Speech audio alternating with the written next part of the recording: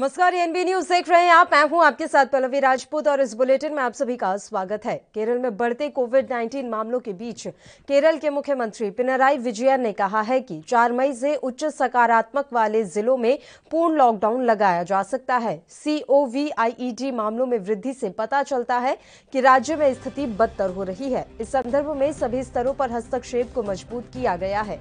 पहले घोषित किए गए प्रतिबंधों के अलावा कुछ जिलों में पूर्ण लॉकडाउन लागू किया जा सकता है, जहां टेस्ट पॉजिटिविटी रेट 50% से अधिक है। विजय ने शुक्रवार को मीडिया कर्मियों को संबोधित करते हुए कहा कि हम 4 मई से और कड़े प्रतिबंध लगाने जा रहे हैं। मुख्यमंत्री ने कहा कि लॉकडाउन के दौरान केवल आवश्यक सेवाओं को ही अनुमति प्रदान होगी।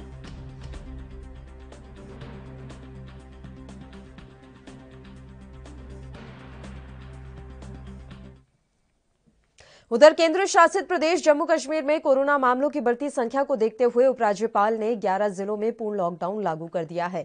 यह लॉकडाउन गुरुवार शाम 7 बजे से सोमवार सुबह 7 बजे तक चलेगा। आज शाम से प्रदेश के बाकी बचे 9 जिलों में भी लॉकडाउन लागू हो सकता है। प्रदेश में पिछले सप्ताह से रोजाना 3000 से ज्यादा कोरोना के मामले दर्ज किए जा रहे हैं। मरने वालों की संख्या भी रोजाना 30 तक पहुंच गई है, जो इस वर्ष सबसे अधिक है। इसलिए संक्रमण को और फैलने से रोकने के लिए प्रशासन ने जम्मू कश्मीर के 11 जिलों में पूर्ण लॉकडाउन लगाया है। मुस्लिम विद्वानों और प्रशासन ने भी मिलकर यह फैसला किया है कि बड़ी मस्जिदों में इबादत अभी फिलहाल नहीं हो पाएगी।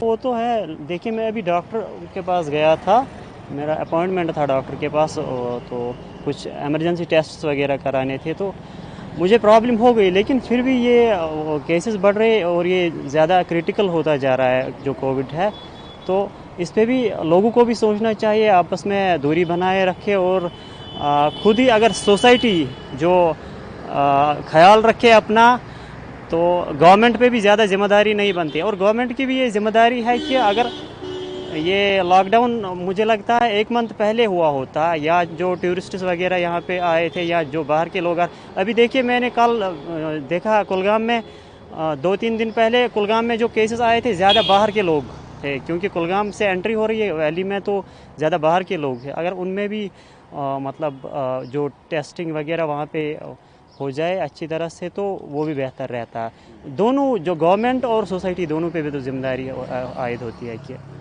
ये इसको कंट्रोल करने के लिए। बाकी हमको बहुत दिक्कतें हो रही है, क्योंकि गाड़ियाँ नहीं मिल रही है, लॉकडाउन है, तो जो दिन ब दिन केसेस बढ़ रहे हैं हमारे यहाँ पे, तो उसी वजह से लॉकडाउन किया गया है यहाँ पे श्रीनगर में। हम रात भर होटल में रुके थे, तो वहाँ पे भी बहुत दिक्कतें हो गई होटल में। तो अब हम घर जाना चाहते हैं तो देखेंगे, कुपवारा जाना चाहते हैं तो देखेंगे गाड़ी मत मिलेगी आगे। तो कितनी प्रॉब्लम्स इंक्रीज होती है जब यहाँ से तो केसेस भी बढ़ रहे हैं, लेकिन लॉकडाउन अब गवर्नमेंट ने सिर्फ 3 दिन के लिए रखा है, तो बैलेंस करना पड़ेगा, ताकि इकोनॉमी भी देखनी पड़ेगी। हालात भी लोगों की खराब है। हालात तो खराब है, लेकिन जो जहाँ तक इकोनॉमी का सवाल है, तो इकोनॉमी दिन ब दिन कम होती जा रही है। कम इस वजह से होती जा रही है कि जो ये लॉकडाउन का सिस्टम इन्होंने चलाया हुआ है यहाँ पे कश्मीर में। लॉकडाउन कश्मीर में ही नहीं है खाली, लॉकडाउन बाहर के एरियाज़ में भी है। तो वहाँ पे नाइट कर्फ्यूज़ लगाए हुए हैं। नाइट कर्फ्यूज़ दिन भर रेगुलर काम और रात को नाइट कर्फ्यूज़। उस वजह से इकोनॉमी जो है वो बैलेंस रहेगी। उनकी कंडीशन ज़्यादा खराब है हमसे। हाँ, उनकी कंडीशन ज़्यादा खराब है। यहाँ पे उतने केसेस नहीं आ रहे। बेटर यही रहेगा कि यहाँ पे बैलेंस्ड लॉकडाउन रहे, इकोनॉमी भी चले और लोगों का मसला भी हल हो जाए। अभी आप क्या करेंगे, मतलब वापस अभी देखेंगे, अगर गाड़ी मिलेगी तो। वहीं शिवसेना सांसद संजय राउत ने भी कोरोना के बढ़ते मामलों पर प्रतिक्रिया देते हुए कहा कि इन मामलों के मद्देनजर सुप्रीम कोर्ट को राष्ट्रीय स्तर पर एक समिति का गठन करना चाहिए। इसके अलावा उन्होंने और क्या कुछ कहा, ये आपको सुनाते हैं। सुप्रीम कोर्ट एक्टिव हो गई है इस बारे में, ये अच्छी बात है। सुप्रीम कोर्ट पूरा अध्ययन भी कर रही है, उनके सामने बहुत से पिटीशन भी है, सुमोटो भी हो रहा है। लेकिन वैक्सीनेशन के बारे में पूरे देश में आज भी पारदर्शिता और स्पष्टता नहीं है। महाराष्ट्र आज भी इंतजार में है। हमें जितने चाहिए उतना वैक्सीनेशन नहीं मिल रहा है। आपको मालूम है, कल सीएम साहब ने खुद अपने संबोधन में कहा है। येडियुरप्पा जी जो कर्नाटक के मुख्यमंत्री हैं, उनका भी यही कहना है। हर राज्य से इस प्रकार की बातें सामने आ रही है, तो सवाल उठता है केंद्र सरकार क्या कर रही है। केंद्र सरकार हमारी पेरेंट्स बॉडी है, पूरे राज्यों के ऊपर केंद्र सरकार बैठी है। अगर सुप्रीम कोर्ट अब अपने हाथ में पूरा वैक्सीनेशन हो या कोरोना का पूरा नियंत्रण देख रही है, तो मुझे लगता है सुप्रीम कोर्ट ने एक राष्ट्रीय स्तर पर एक कमेटी का गठन करना चाहिए, जो इस मामले की पूरी जानकारी ले और किस राज्य में क्या कमी है, क्या करना चाहिए, उस बारे में सब मिलजुल कर निर्णय लेकर सुप्रीम कोर्ट के साथ सहयोग करें। राज्य हो, ऐसे बहुत से राज्य हैं, वहाँ उनकी सरकारों को भी पता नहीं चल रहा कि क्या हो रहा है। बिहार के तो चीफ सेक्रेटरी की कोरोना से डेथ हो गई। अब देख लीजिए, यह अच्छी बात नहीं है। जो चीफ सेक्रेटरी, जो पूरा प्रशासन देखता है इस मामले में, उनकी ही डेथ होती है, तो अब क्या करोगे? मुझे लगता है इस बारे में अब राजनीति छोड़कर, केंद्र हो और चाहे कोई भी राज्य हो, राजनीति को दूर रखकर सुप्रीम कोर्ट के सहयोग से एक ऐसा कमेटी का गठन होना चाहिए तुरंत, जो हर राज्य की तरफ देखे, कोई भेदभाव न हो, कोई राजनीति न हो और हर व्यक्ति की जान हमारे लिए। वहीं कोरोना ने अपना ही रिकॉर्ड तोड़ दिया है और एक बार फिर से 4 लाख से ज्यादा केस दर्ज किए गए हैं और इन हालातों को लेकर दिल्ली से डॉक्टर संजय मेहता ने काफी ज्यादा चिंता व्यक्त की है। आइए सुनाते हैं क्या कुछ कहा उन्होंने। थोड़ा ये दुखद बात है कि इतना ज़्यादा संख्या में कोविड फैल रहा है, बट मुझे पूरा विश्वास है कि जनता जो प्रयास कर रही है, सरकारों ने हर जगह लॉकडाउन भी लगाया है, वैक्सीन भी अब लग रहा है, तो I just hope and wish कि ये बहुत जल्द हम इसको कंट्रोल कर पाएंगे।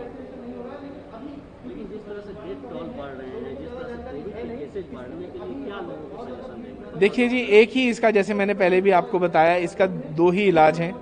एक कोविड एप्रोप्रिएट बिहेवियर और दूसरा है वैक्सीनेशन। जैसे दिल्ली में भी आप जानते हैं कि पूरा लॉकडाउन लगा हुआ है, अब सरकार ने उसको एक्सटेंड भी किया है और बहुत ज़्यादा कंटेनमेंट भी मेजर्स लिए जा रहे हैं।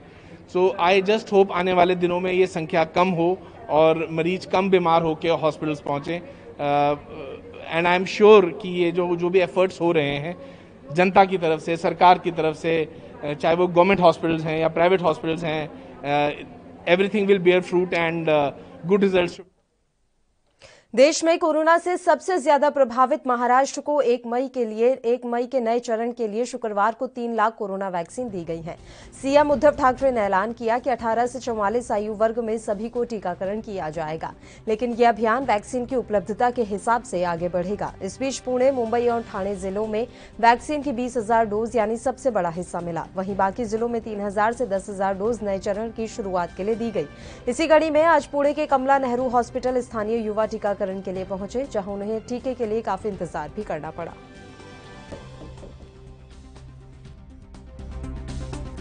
भी बोल रहे हैं कि जिनका टाइम स्लॉट अलग हो गया था तो उनका ऑटोमेटिक कैंसिल हो गया, वापस अलर्ट हो गया, फिर भी कैंसिल कर दी। यस यस यस, ऑब्वियसली अभी ऑलरेडी इतना जो लोग बोल रहे हैं कि एक शॉट भी ले ले तो उनको भी काफी सारे सेफर लोग मान जा रहे हैं।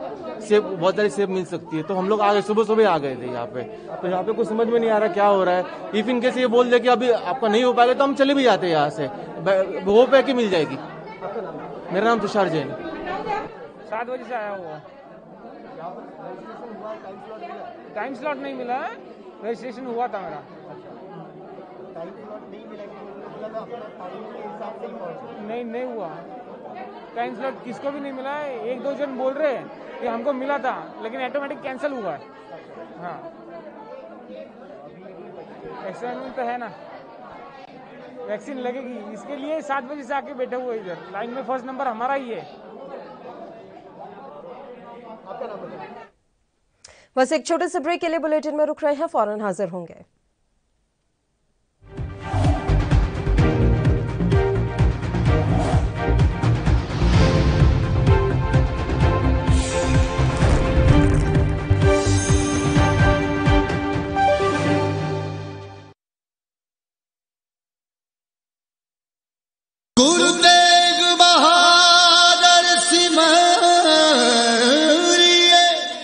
ये ऐतिहासिक स्थान है। यहाँ हमारे 2 गुरुओं के चरण पड़े हैं। फर्स्ट गुरु गुरु नानक देव जी 1505, उसके बाद 1666 को 9वें गुरु गुरु तेग बहादुर साहब। 1666 में औरंगजेब ने राम सिंह को भेजा, उनको हुक्म किया या तो आप राजपाट छोड़ो या आप करो। उनकी बेनती पे गुरु तेग बहादुर साहब जी अपने परिवार को लेके वहां से पंजाब से चले थे, आनंदपुर साहब से पटने साहब अपने परिवार को छोड़ के गुरु जी यहाँ पहुंचे थे। यहीं बैठ के गुरुजी ने यहाँ की लोकल वासी नेता धोबन थी जो लोगों को तंग करती थी, उसने गुरुजी के ऊपर भी हमले किए। वो समझ गई कि ये कोई कुदरती पावर है, मैं इनका मुकाबला नहीं कर सकती। गुरुजी ने कहा कि आप भले काम करो, आप क्यों बुरे काम करती, वैसे ही आपका नाम अमर होगा। तो फिर उसने भले काम किए, उनके नाम से ये शहर है।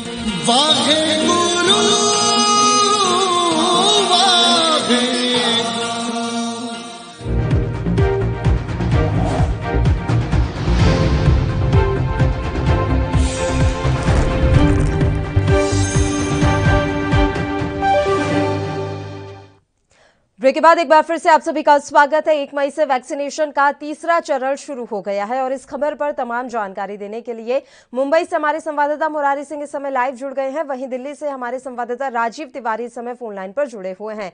सबसे पहले मुरारी, आपके साथ शुरुआत करना चाहेंगे क्योंकि यहां पर पहले से ही वैक्सीन की काफी ज्यादा कमी थी। महाराष्ट्र की हम बात कर रहे हैं। ऐसे में आज हमने तस्वीरें देखी कि किस तरीके से पुणे के एक वैक्सीनेशन सेंटर पर युवाओं की भीड़ लगी रही, लेकिन वहां अव्यवस्थाएं इतनी थी कि उन्हें वैक्सीन नसीब नहीं हो पाई। तो क्या लग रहा है, क्या महाराष्ट्र में वैक्सीनेशन का ये तीसरा चरण शुरू हो पाएगा?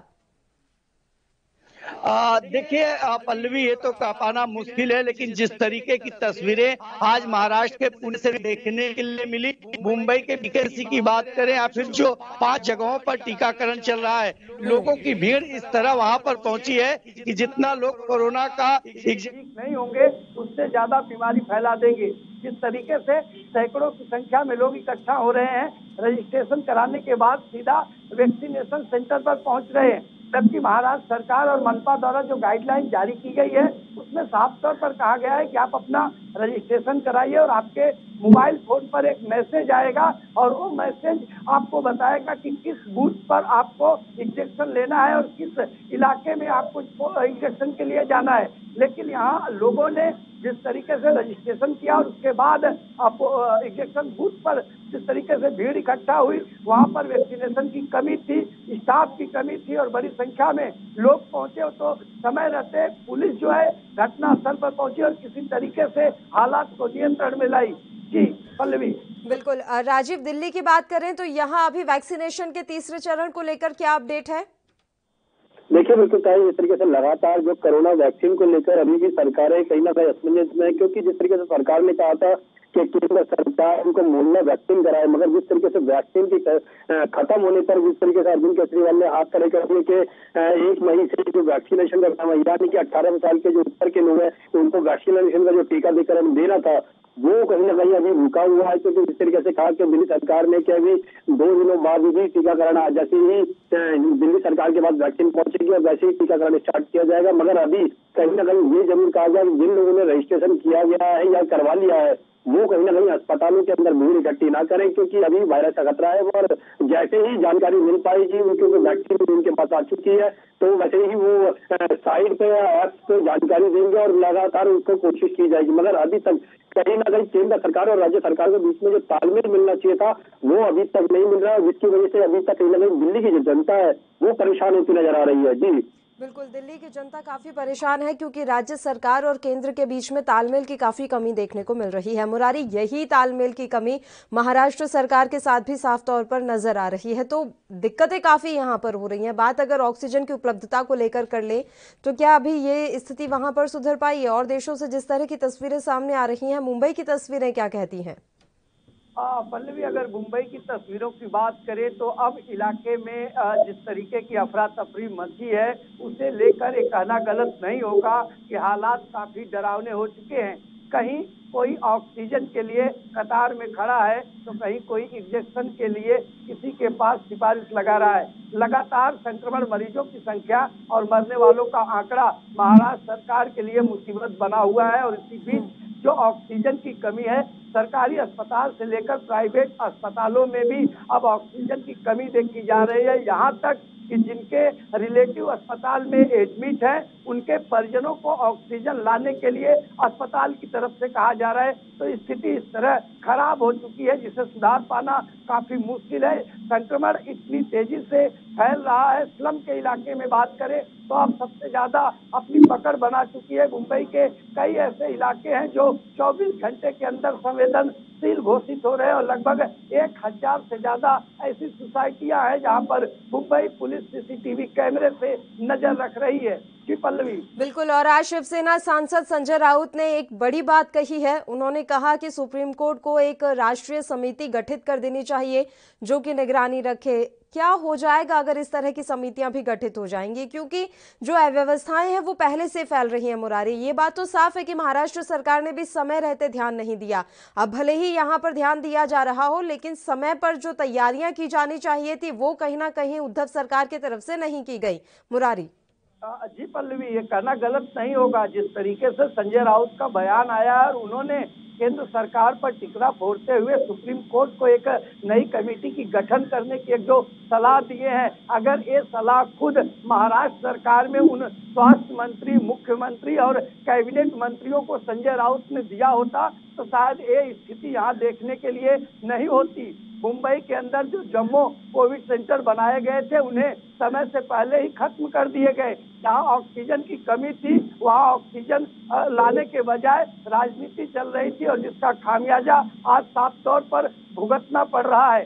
हर अस्पताल से खबर आ रही है कि ऑक्सीजन नहीं है, वैक्सीन नहीं है और जिस तरीके से हालात खराब हुए हैं, ऐसे में हफ्ता 15 दिन के अंदर अगर कोई कड़क नियम के साथ कड़क प्रतिबंध नहीं लगाया जाएगा तो हालात काफी बिगड़ पाएंगे, जिसे सुधार पाना काफी मुश्किल होगा। जी पल्लवी। बिल्कुल राजीव, अभी हम देख रहे हैं कि मानवता की मिसाल भी इस संकट के समय में लोग पेश कर रहे हैं। ग्रीन पार्क एरिया में जो मस्जिदें हैं उन्हें अब क्वारंटीन सेंटर बनाने का काम शुरू कर दिया गया है। राजीव।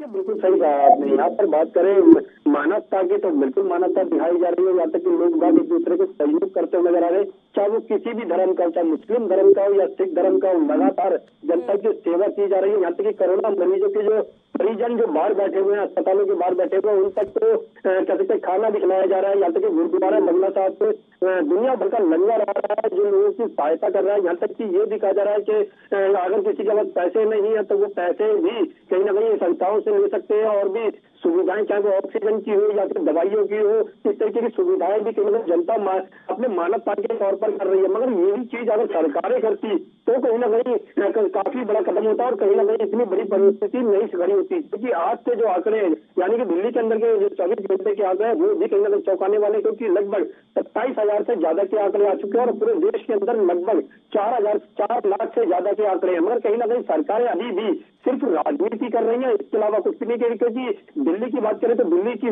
सरकार जो है उसके हाथ में बागडोर नहीं रही है, फिर एलजी के हाथ में दे दी गई है और एलजी और कहीं ना कहीं इस चीज को गौर नहीं कर रहे हैं और केंद्र सरकार का जो ध्यान है वो सिर्फ यूपी के चुनाव की तरफ है या फिर पश्चिम बंगाल की तरफ है।